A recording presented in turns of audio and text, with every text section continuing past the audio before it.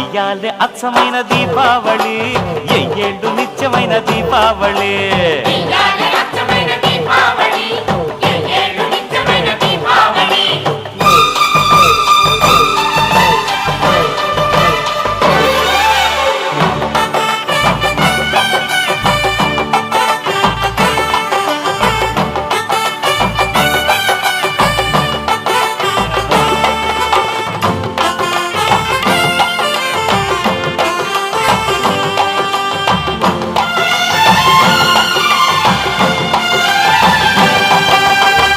మాయా మర్మం లేనివాడు మా మామగారు, మట్టిలోని మాణిక్యం మాడవారు.